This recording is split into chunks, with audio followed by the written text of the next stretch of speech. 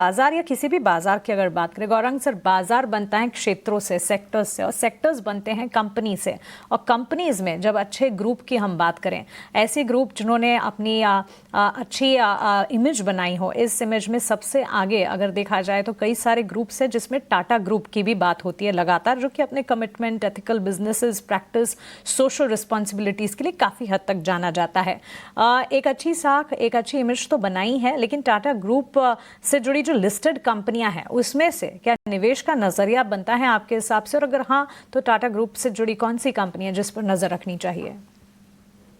मानसी, बहुत ही सटीक बात आपने की है और एक सत्य भी है, क्योंकि मैं किसी कंपनी या किसी कॉरपोरेट जगत का नाम तो नहीं लेना चाहूंगा, लेकिन मुझे नहीं याद है, अगर मैं गलत हूं तो आप मुझे सही कीजिएगा मानसी जी, कि टाटा समूह की ग्रुप कंपनी को लेकर के मैंने कोई नकारात्मक या फिर कॉरपोरेट गवर्नेंस से जुड़ी कोई खराब खबरें मैंने सुनी है।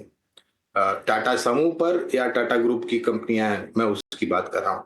बाकी ग्रुप पर कुछ ना कुछ ऐसे वाद विवाद वाले बयान आते रहते हैं, कुछ नकारात्मक खबरें भी आते रहती है, लेकिन कॉर्पोरेट गवर्नेंस के रूप में टाटा समूह की कंपनियां, टाटा सन्स के साथ जो जुड़ी हुई कंपनियां हैं, हमने काफी लंबे समय से टाटा ग्रुप कंपनी उस पर खरीदारी की राय दी है।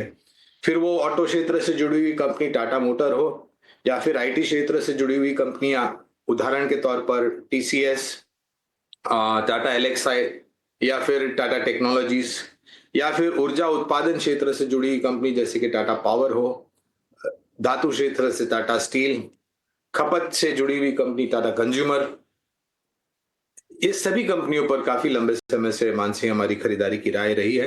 हाँ, एक बात अपने जगह पर है कि यहाँ पर निवेशकों को थोड़ा समय देना पड़ता है अपने निवेश के ऊपर मुनाफा कमाने के लिए, लेकिन जहां तक कॉर्पोरेट गवर्नेंस और क्रेडिबिलिटी का सवाल है, मेरे ख्याल से अभी तक मैंने ऐसी कोई नकारात्मक खबरें नहीं सुनी। बिल्कुल, thanks for that fundamental tech Gaurang sir. और अब एक और खबर आपके सामने रखते हैं। सरकार बीएसएनएल, एमटीएनएल के प्राइवेटाइजेशंस नहीं करेंगी। संचार राज्य मंत्री चंद्रशेखर पेम्मासानी ने संसद में इस बात की जानकारी दी है। इस पर सारी की सारी जानकारी लेकर, डिटेल्स लेकर हमारे सहयोगी प्रकाश प्रियदर्शी हमारे साथ जुड़ गए हैं। प्रकाश, बताइए। देखिए, सरकार ने पार्लियामेंट को इन्फॉर्म किया है कि वो एमटीएनएल और बीएसएनएल के प्राइवेटाइजेशन प्लान के साथ नहीं बढ़ रही है।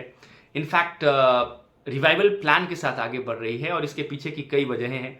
हालांकि सरकार ने पहले भी अपनी मंशा जाहिर की है और ये स्पष्ट किया है कि सरकार एमटीएनएल और बीएसएनएल का रिवाइवल करेगी। इसके लिए कई तरह के फाइनेंशियल पैकेज का भी ऐलान किया गया है। करीब करीब 3 लाख रुपए का फाइनेंशियल सपोर्ट सरकार दे चुकी है अलग अलग तरीके से।